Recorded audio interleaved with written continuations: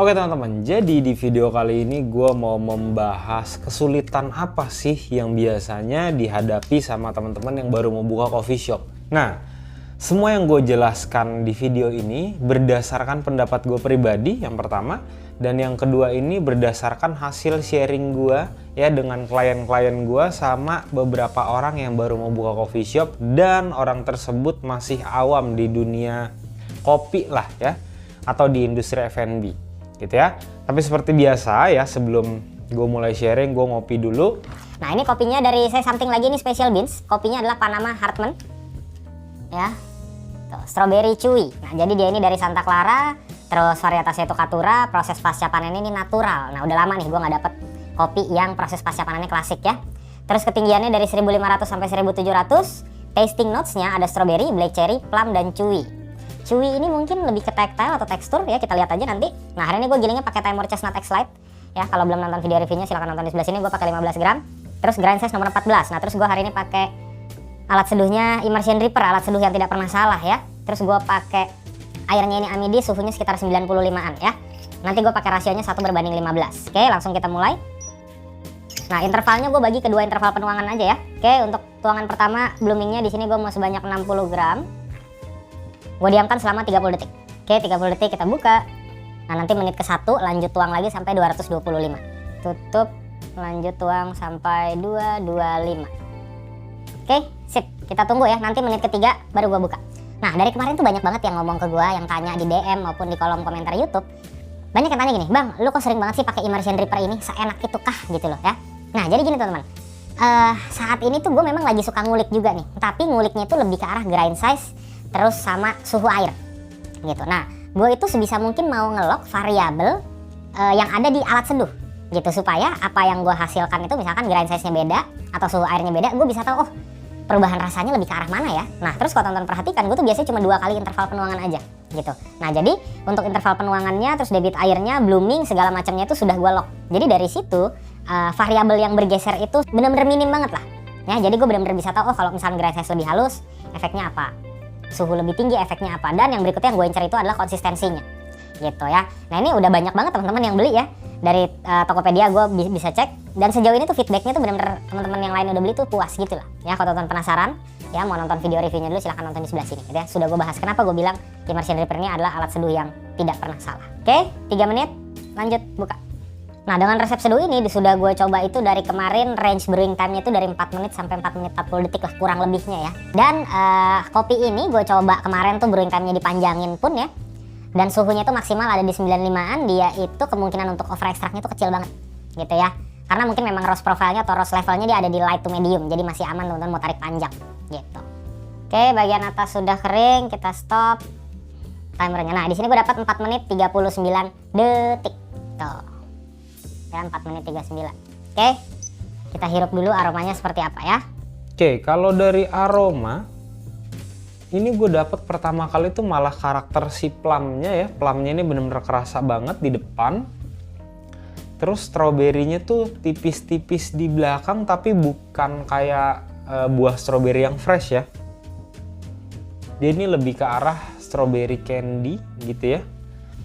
Jadi yang bener-bener kayak permen banget ya. Oke, untuk black cherry-nya gue belum dapet ya. Sekarang kita cobain dulu.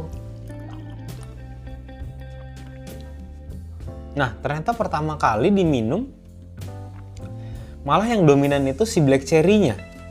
Black cherry di depan tuh jelas banget.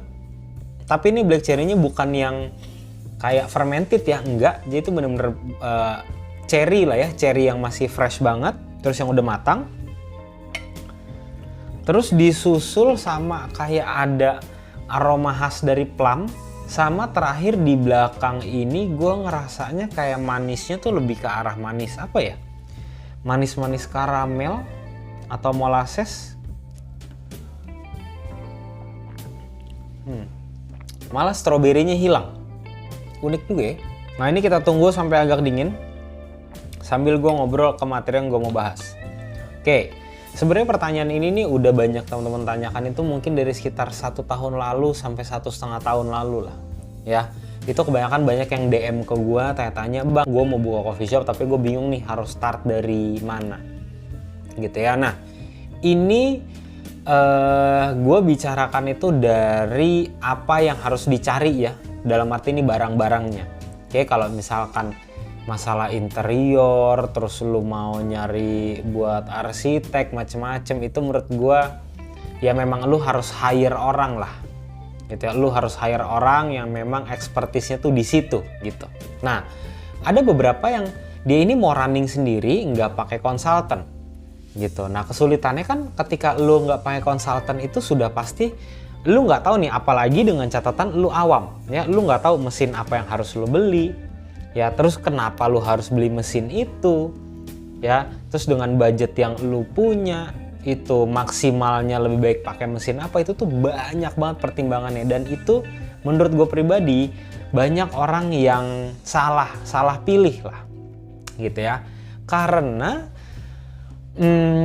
beberapa kali gue ketemu sama orang yang memang coffee shopnya sudah running gitu ya, terus dia ini merasa menyesal pakai mesin yang sudah dibeli sekarang. Kenapa? Karena kemakan sama omongan sales ya, omongan salesnya nih gitu. Nah ini gue bukan maksudnya mendiskreditkan ya, bukan maksudnya mendiskreditkan sales mesin, enggak, no gitu. Tapi memang kita nggak boleh nutup mata, memang cukup banyak juga ya sales maupun konsultan di luar sana tuh yang quote unquote nakal gitu. Itu harus kita akui lah.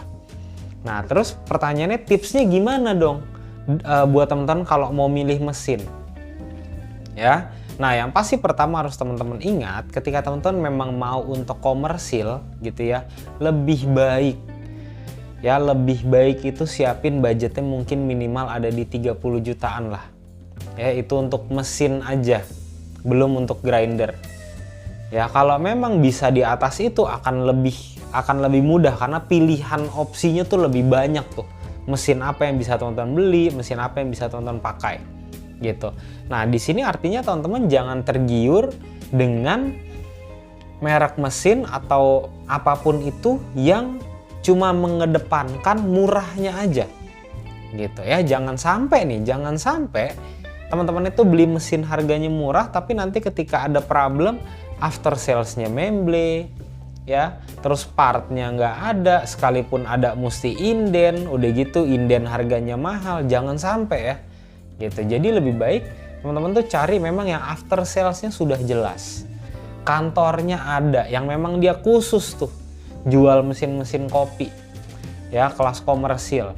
Nah terus tipsnya adalah ya, ini tips, sorry kalau ada yang tersinggung ya, teman-teman di sini jangan tergiur dengan oh mesin ini mirip dengan mesin si ini.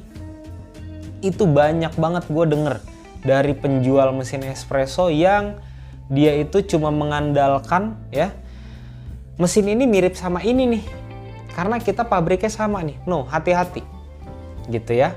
Yang namanya pabriknya sama gitu, udah pasti harganya itu nggak akan berbeda jauh kalau menurut gue ya, kecuali pabriknya sama tapi yang satu lagi ini dipakai tuh kualitas barangnya yang benar-benar jelek-jelek gitu. Hati-hatilah. Nah tips yang berikutnya adalah ketika teman-teman punya budget, oke, gue punya budget sekitar 30 juta lah katakan ya. Nah di situ teman-teman searching dulu, cari dulu referensi sebanyak mungkin mesin apa yang range-nya ada di harga 30 juta. Misalkan teman-teman dapat 6 ya, 6 jenis mesin. Ya dari situ teman-teman harus perhatikan lagi satu-satu kelebihan dan kelemahannya apa. Gitu, karena jarang banget sales mesin itu mau secara sukarela ngomong kelemahannya apa tuh. Menurut gue hampir jarang banget ya. Dari sales mesin yang gue kenal mungkin sekitar 2 orang atau 3 orang doang yang mau dan berani seperti itu gitu. Karena apa? Balik lagi, karena memang after sales dari perusahaan tempat dia kerja itu jelas gitu ya.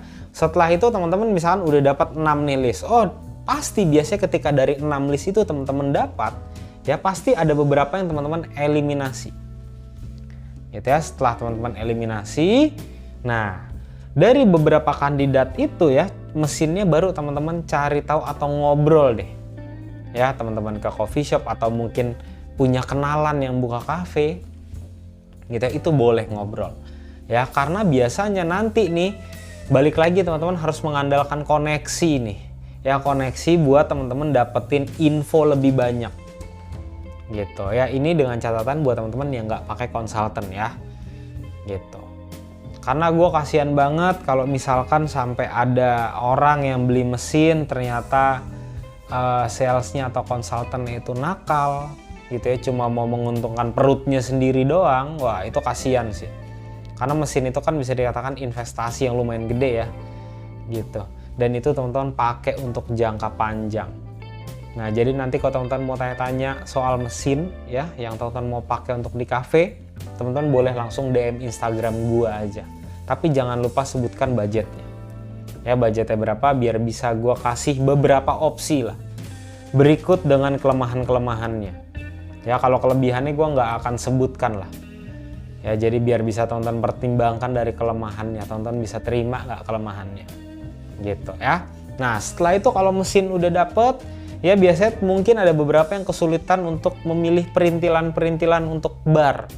Ya, entah itu grinder manual brew, alat seduhnya apa gitu ya.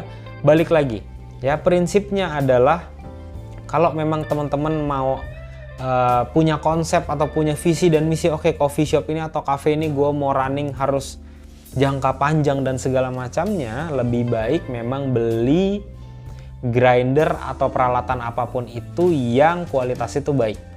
Di sini gue bilang kualitasnya baik, bukan harganya mahal. Ya, karena yang harganya mahal belum tentu kualitasnya baik. Gitu, kualitasnya baik belum tentu harganya mahal. Itu sudah gue buktikan sendiri. Gitu ya, karena balik lagi tergantung orang yang pakai. Gitu. Mau barang semahal apapun kalau barista teman-teman pakainya asal-asalan, tetap hancur. Gitu ya. Nah, terus masalah alat-alat itu ya teman-teman bisa nonton lah video review gue mengenai grinder atau alat seduh atau teko apapun itu, banyak, silakan teman-teman searching aja. Yang pasti alat seduh ya teman-teman gak usah beli terlalu banyak lah. Kalau mau siapin 2 boleh. Ya, satu yang tipenya kayak V60, satu lagi yang mungkin yang flat bottom. Biar karakter keduanya itu bisa berbeda. Tapi kalau semuanya V60 juga dengan sistemnya pour over, sama aja lah. Ya, itu saran dari gue, jangan sampai nanti kayak gue awal-awal nih. Wah, semuanya gue beliin tapi ujung-ujungnya yang pakai cuma 1 atau 2. Gitu ya. Nah, terus kesulitan yang ketiga ini adalah nyari kopi yang cocok. Ini bener-bener PR banget. Ya, apalagi buat teman-teman yang nggak pakai konsultan nih. Ya, ketika memang teman-teman nggak pakai konsultan tapi sudah punya kenalan banyak roastery, gitu ya, itu akan sangat membantu. Ya, nah tapi di sini maksud gue adalah pertama memang lumayan susah cari blend yang cocok nih. Ya, karena kan kalau misalnya harus beli 1 kilo gitu terlalu banyak waste-nya. Tapi sekarang memang udah ada beberapa roastery yang mau kasih sampel. Itu akan sangat membantu lah. Nah, terus yang berikutnya ini nyocokin ke selera market. Menurut gue itu cukup sulit ya. Karena pengalaman gue setelah gue handle beberapa klien gue itu 3-4 kali ganti beans yang blend ya. Ada yang blend, ada yang single origin, itu ada 3-4 kali ganti. Gitu. Dan itu kalau misalnya ibaratnya lu nggak punya koneksi, lu akan sangat kesulitan. Gitu ya. Karena balik lagi ketika kita ngomong nyari kopi nih, ya memang pertama yang kita cari itu adalah rasa. Ya, rasanya sesuai nggak sama market kita. Dan yang berikutnya harus dipastikan adalah ini stoknya bisa terus tersedia nggak nih? Gitu, apalagi teman-teman mungkin mau custom blend. Ya. Nah, artinya kan kalau custom blend itu roastery-nya harus bisa stokin khusus buat blend yang akan teman-teman pakai. Nah, itu yang menurut gua PR untuk beberapa teman-teman yang nggak pakai konsultan. Gitu. Ya, di luar memang kalau teman-teman kenal sama roasternya itu akan gampang. Gitu loh. Ya, jadi harus dipastikan ketersediaannya seperti apa, sustain apa enggak, ya, terus konsisten atau enggak, ya, terus teman-teman itu dapetin rasa kopinya tuh gampang atau enggak. gitu. Karena balik lagi ketika kita bicara bisnis coffee shop ya, memang kita sebagai owner ya harus suka dulu sama produk yang kita jual gitu, baru menyesuaikan ke market. Seharusnya seperti itu ya. Jangan idealis, jangan oh gue mau sukanya yang kayak gini titik. Nah belum tentu market suka, jadi harus disesuaikan aja. Itu menurut pendapat gue. Oke. Nah terus kesulitan yang berikutnya ini dalam masuk ke R&D resep, menu ya, sama bahan-bahan yang dipakai apa-apa aja gitu ya. Nah gini, ini gue buka aja fair-fairan ya. Mungkin ada beberapa quote unquote ya konsultan nakal ya. Dia memilihkan barang-barang entah itu sirup, entah itu powder, entah itu apapun ya, berdasarkan komisi yang dia dapat dari penjual atau dari vendor tersebut. Oke, kalau memang rasanya oke, budgetnya masuk, nggak masalah. Ya, jangan sampai rasanya mungkin oke, tapi budgetnya nggak masuk, ini dipaksakan. Ini kasihan klien-klien lu, gitu. Ya, itu balik lagi buat teman-teman yang memang baru pertama main di industri F&B, itu memang harus dicermati banget lah. Nah, teman-teman sebagai owner coffee shop juga harus tahu sebenarnya harganya berapa sih, gitu. Jangan sampai teman-teman diakalin, gitu ya. Terus kualitasnya seperti apa sih, dan balik lagi ketersediaan stoknya seperti apa. Itu bakal PR banget loh. Contohnya sirup lah. Ya jangan sampai nanti wah lagi rame tiba-tiba stoknya habis, blak. Mau repeat order lama. Itu pusing banget. Gitu. Jadi teman-teman harus berhati-hati di bagian itunya lah. Intinya adalah owner coffee shop ini harus tahu juga apa yang lagi dikerjakan, mau apa lagi selanjutnya, timelinenya apa. Gitu, supaya nggak diakalin. Intinya sih seperti itu. Ya, jadi nanti kalau teman-teman butuh, mau tanya mesin espresso, mau tanya alat-alat kopi, apapun itu untuk di coffee shop, atau butuh jasa konsultan, teman-teman langsung DM gue ke Instagram aja. Ya, oke. Ini sekarang sudah agak dingin ya, gue mau cobain lagi. Nah, ketika dia sudah dingin gini, ini benar-benar black cherry-nya tuh jelas di depan, exhale juga masih jelas, terus acidity dari si plum-nya naik, stroberinya gue nggak kerasa. Nah, jadi bisa dikatakan kopi ini ketika suhunya sudah turun ya, acid dan sweetness-nya sama-sama naik, tapi untuk intensity-nya memang lebih tinggi si acid-nya. Jadi kopi ini nih bisa dibilang kopi yang karakternya seger lah. Buat teman-teman mungkin yang suka kopi-kopi yang dominannya fruity sama manis, menurut gue ini bakal cocok banget karena rasanya nggak neko-neko gitu. Terus layer-layernya juga jelas kok, kompleks lah.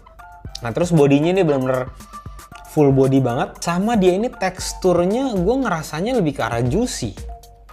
Aftertaste-nya ini bener-bener di belakang kerasa si black cherry sama plum-nya lah tipis-tipis. Manis yang tadi karamel itu atau molasses digantiin sama manisnya si plum. Unik juga sih. Nah, nanti teman-teman kalau misalnya mau cobain kopinya ini ya, ini setahu gue limited release ya, teman-teman langsung cek link di deskripsi aja ya.